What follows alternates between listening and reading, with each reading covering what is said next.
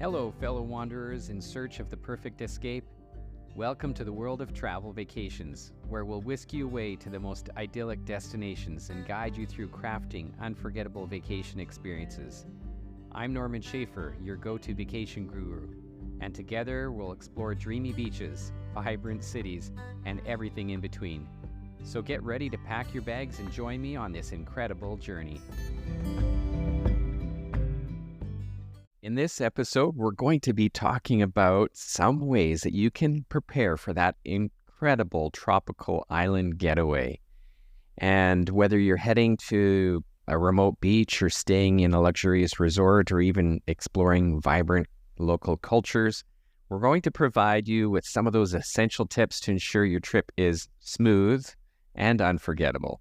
Given that there's an increase in popularity of tropical island vacations and people doing these types of trips, it's really important to enhance your experience by being prepared. These tropical islands can attract many visitors a year, and there's some really important things to pay attention to when packing with technology and staying connected. First of all, we're going to talk about some essential packing tips for that tropical vacation. And I'd like to kind of start with clothing and footwear. There's really some great lightweight, breathable fabrics that are out now. And if you pack really light, breathable cotton clothing or other linens, it's really great to stay comfortable in that tropical heat. Another thing is to bring at least 2 swimsuits, especially if you plan on swimming or snorkeling frequently. It's also great. My wife, a number of years ago, forgot her swimsuit at a resort, and we went to another island, and we actually had to have it shipped out to her because there were not many options for purchasing swimwear on the island we went to. And they actually had to put it on an airplane and fly it to us. So it was quite inconvenient. So bring at least 2 swimsuits. Another thing, too, to pay attention to is your footwear. Sandals are great for the beach, and water shoes are perfect for rocky areas, and they are important to find some that are really comfortable. Also, some great walking shoes for exploring. Also, when you're at the beach, it's great to have a cover-up or a sarong, and it's a great way to just still have your beach wear, but then if you're heading into a town or into a shop or just need some sun protection, you can just cover up really easy. Now, for evenings, I always recommend, depending on where you're going, some resorts may have a dress code, but usually in these tropical islands, it's pretty relaxed, but you sometimes want a nicer outfit, or for men, a collared shirt or a light dress for women. That's just kind of really lightweight, breathable clothing, but a little upscale if you wanted to have a nice evening. Next up, I want to talk about some sun protection and insect repellent. Sunscreen is an important thing to pack, but also pay attention to these the ecosystem in these islands. Bring reef-safe sunscreen. It not only protects you and your skin, but also the environment. There's a lot of concerns in many of these islands with the effects of harsh sunscreens on the coral reefs. Another thing to bring is a wide-brimmed hat and sunglasses, something that's going to cover up your head. Even if you do want to be out in the sun, you might get to a point where you've had enough sun for the day and you do want to just make sure to cover up. So a wide-brim hat and, of course, a good pair of sunglasses. I usually bring a few pairs of sunglasses because inevitably something will happen. They might break or get lost. I'm really bad at keeping track of my sunglasses. Another point here is insect repellent. Now, you may think you can just get insect repellent wherever you go, which is usually the case, but I have found in some island locations the mosquito repellent is not very effective for me anyways. I really don't like insect repellents with DEET, but I find that in many tropical places, it seems to be the only thing that works. But when applying that type of sunscreen, which is really harsh chemicals, it's important to not put it necessarily directly on the skin, but if you're wearing long sleeve shirts, just put it on the clothing. And when you're going into kind of jungle forested areas, you can apply it, make sure to wear socks and shoes, and then you can apply it to, your clothing as opposed to directly on your skin. I've also found that in some tropical places, they don't sell this type of sunscreen, which seems to be, for me anyways, most effective. So bring it in advance with you if that works well for you. Other packing essentials are a first aid kit, even just the basics like Band-Aids or antiseptic wipes, or even personal medication. I also find some things that are good are lotions that are kind of an antibiotic cream, just in case you do get an infection. Sometimes in these islands, you could get a mosquito bite that could, turn into an infection quite easily if it's not properly treated. So another thing too, bring a dry bag to protect your electronics, and bring a couple different sizes of dry bags. I've had it where I've had a huge backpack dry bag, but I just want something small for a phone or something. So bring a couple different dry bags of different sizes for your beach activities or boating trips. And one really important thing is a power bank, a portable power bank to keep your devices charged. If you're getting low on a charge, you want to be able to kind of give it a bit of a boost. I've had situations where I'm near the middle of the day and I've been using my phone for taking pictures so much that it's almost dead. And fortunately, I had a power bank and was able to just keep it plugged in and continue taking some great pictures of my trip. Our next section we're going to cover is staying connected using cell phones, technology, and internet access. So cell phone usage is really important for a lot of people, and international plans, so you can check with your carrier about different roaming plans and add-ons for data usage when you're traveling. The other option is when you travel, you can get either a local SIM card or go online and purchase an eSIM that you can use for traveling in that country. Now, a lot of these eSIMs, you can switch over to it without having to pull anything out of your phone or put anything in. And they're very convenient because they'll give you a local number in the area that you're in, so you can make calls locally without using your own cell phone number to make long distance charges from the destination you're in. Another thing too to stay connected is offline maps and apps. I always like to use Google Maps, and I also download the actual map for the region I'm going to be in.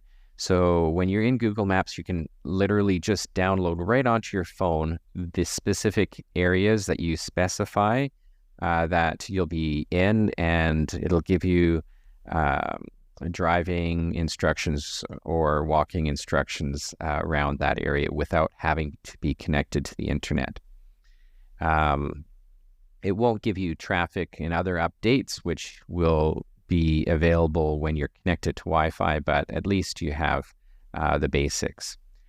Another app I really depend on, especially when I don't speak the local language, is Google Translate. And not just to download the app, but also to download the language pack for your destination to use it offline if you don't speak the language.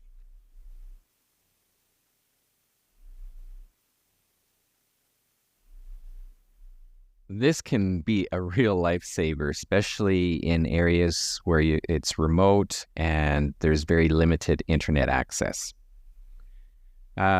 Move on to some technology tips. First of all, bring a travel adapter and converter if the area you're going to has outlets that are different from where you are at home. It's really important for charging electronics. Now, when I get travel adapters, I always look for the ones that have like USB ports on them as well, not just the plug-in versions, because the ones that have USB adapters on the side, they can be used to have multiple things plugged in simultaneously. Bring waterproof cases. We did talk about some dry bags, but if you have a waterproof case for your phone or other device while in the water, it can protect it, and it really is a little bit more convenient than having a big dry bag, because you might want to be using your device to take pictures. I've actually taken my phone into the water to take photos, and it's just in a little tiny sealed waterproof case. And yeah, it's great for some great water shots. And you have to be careful not to take it too deep, because that could damage the phone potentially. But also portable Wi-Fi hotspots. In some areas, you may be able to buy or rent a little Wi-Fi hotspot. Sometimes they'll have them at the airports when you arrive. And if internet access is really crucial and you don't have a SIM, you could just get a hotspot and bring it with you. It works really great, especially when you're on a boat, in a lagoon, or exploring an island, not at a resort. You can still be connected. For internet access, you could be at a resort, and most resorts will have free Wi-Fi, but quality may vary. You can check in advance if you need high-speed internet, and they can advise you on that. There's also public Wi-Fi hotspots. So most tropical islands will have cafes, restaurants, and public areas with Wi-Fi access, though some people are concerned about some of the security in those areas. Offline entertainment. Download your movies and books and music to your devices before you even travel to stay entertained without the need for constant internet access. So by downloading the movies and things onto your device, you're not dependent upon, high volume internet needs. Now, phone apps for calling. This is something many people don't even know about. But if you don't want to get a roaming plan for your cell phone, there are many free apps out there where you can actually get a phone number that you can use to make calls to any number, for example, in North America or in an area, and you can make those calls over Wi-Fi. So as long as you're connected to the internet in a foreign country, you can actually get, I'll give you an example of two. So in the US, you can get Text Now. In Canada, you can get Fongo, and it'll actually give you an American or Canadian phone number. And with this number, you can make calls to any place in Canada or the US, and people can also reach you by phone when you're connected to Wi-Fi. So it can be a really affordable way to stay in touch. There are also paid versions of this, like Magic Jack, and for business users, Ring Central, where you can actually have an internet phone. Some travel tech gadgets and tools. Let's talk about that. I love tech and gadgets.